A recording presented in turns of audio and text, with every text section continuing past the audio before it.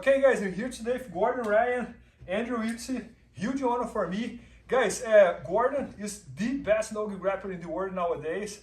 And Andrew is the one who's coming up, like winning everything as well. So today we're gonna have a fun conversation here to take advantage of this day that we have both here to talk about mental preparation for Jiu-Jitsu matches.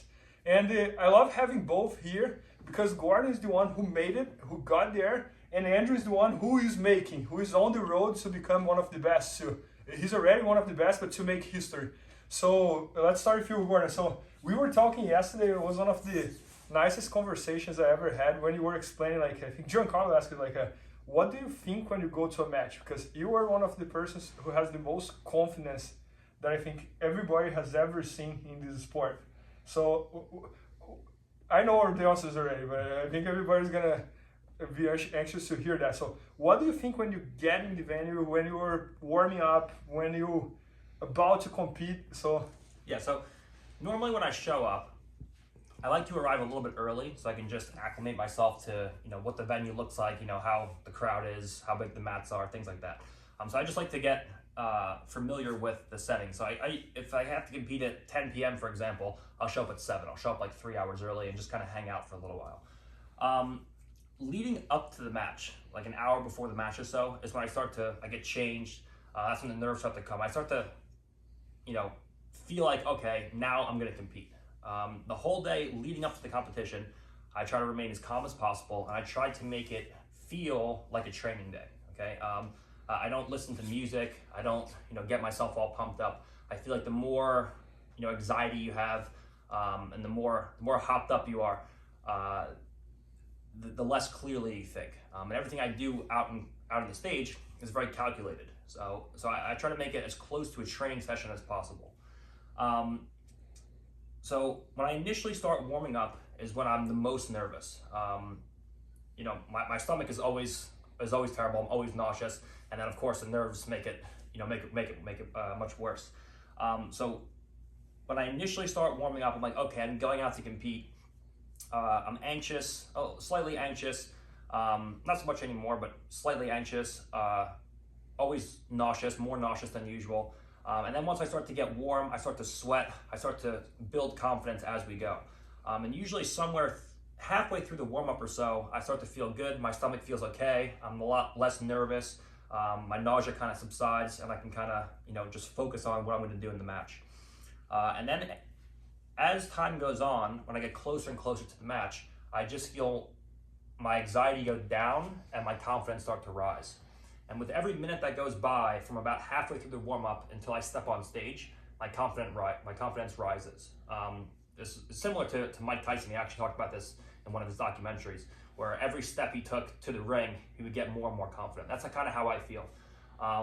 So once I finish the warm-up and I'm just sitting, I'm very confident. And then when I get to go out, I'm backstage, I'm ready to walk out, then I'm thinking to myself, okay, there's literally no way in the world that this guy could not even beat me, but just perform a single move on me. So then I get out to stage and I look at the guy and I'm like, yeah, there's just, this guy has nothing for me, and there's just nothing he can ever do to even come close to performing a single move on me. And a lot of that confidence, not just false confidence, it comes from training. That's the question I would ask. Like, how do you build that? How do you get that? How do you acquire that? Like when you're training with the absolute best finishers in the world, the most nerve-wracking thing, at least for me, is to go out into a competition and know that if a guy gets a move on you, he can legitimately finish you. He can strangle you unconscious. He can break your legs. He can break your arms. Like going out to compete against Gary at ADCC was like, fuck, like, if this guy gets a hold of my leg or gets a hold of my arm, like, he's legitimately can break me. It's not about tapping or not tapping. It's about breaking your... Yeah, like okay, I can get injured during this match. Okay.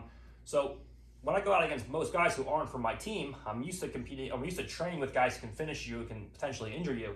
And then I go to most guys in competition who are mostly just positional players. So I think, okay, worst case scenario is this guy passes my guard or almost passes my guard and maybe holds me down. But worst case scenario for him is, okay, maybe my leg gets broken and I'm out for a year with an ACL or an LCL surgery. So for me, it's the confidence comes from the training environment where I'm confident in my submissions, I'm confident in my submission escapes, and I'm confident in my pin escapes. So I know that even if I get caught in the worst positions, I can escape and then just go right back into offense.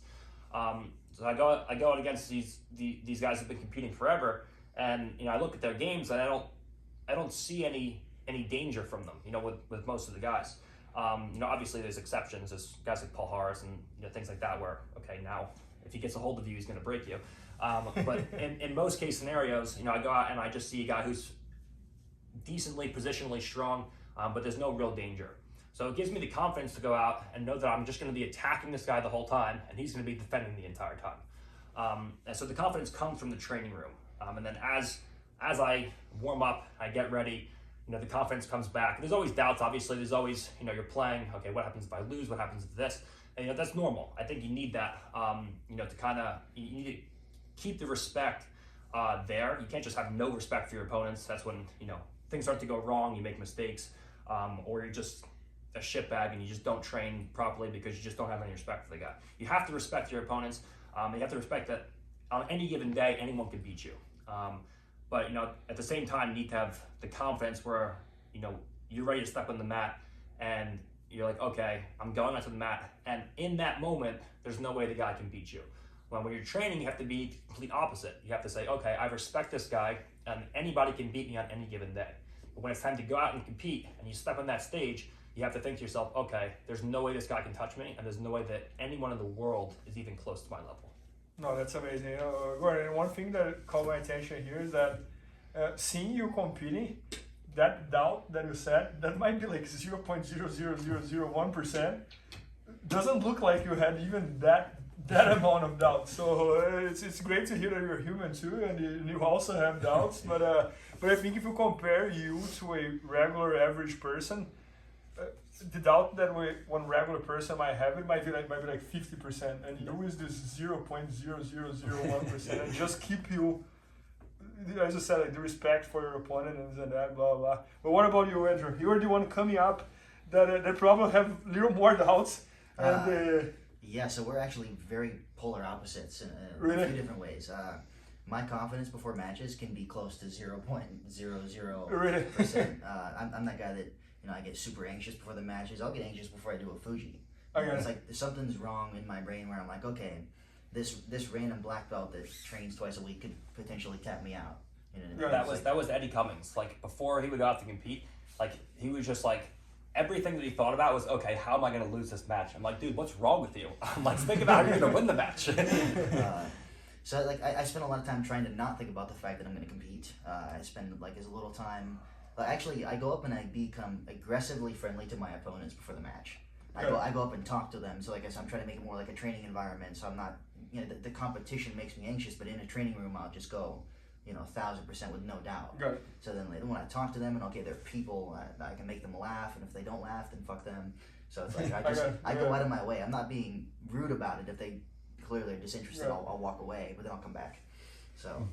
No, but it's interesting because I think at the end of the day, it might be all about self-awareness. So you know yourself, you know what you can leverage from yourself, and you try to leverage that. And I think everybody is different, right? So not everybody born like Gordon, but you can find your way to become Gordon. So we actually roll very differently. I like positional, like I like guard passing, I like sweeps, I like doing submissions from like mount in the back and stuff like that.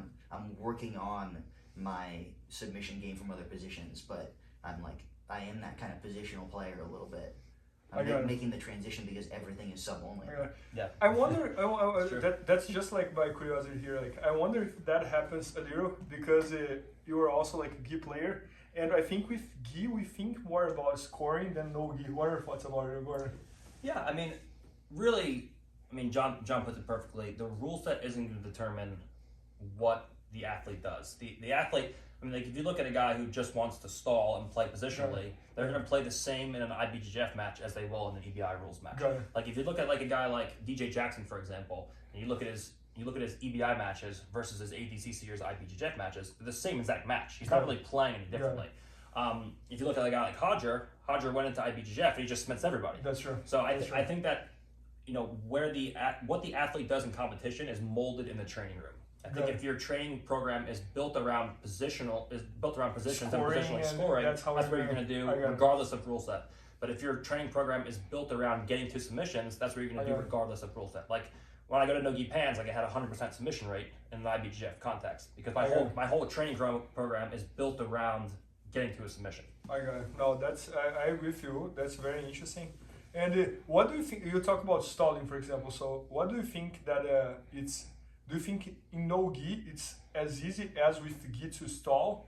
Or do you find a lot of stallers in the no-gi game too? Yeah, I think that it's there's just different ways to stall, gi and no-gi, and there's different gripping obviously, but there's definitely ways to stall in each. I think that again, I think it just comes down to what the athlete does in training. I think that you know if a guy trains to just pass someone's guard, scores points, and then not do anything for the rest of the round, I think that's going to translate over to competition. Whereas if a guy goes into a training session and he has a 6-minute match, and he's not happy unless he finishes the guy, I think it's going to translate over to competition as well. No, and while you were talking, I was thinking here that's really true, because even on an ADCC, there are guys who won the ADCC even without scoring points, just like, so that's 100% true.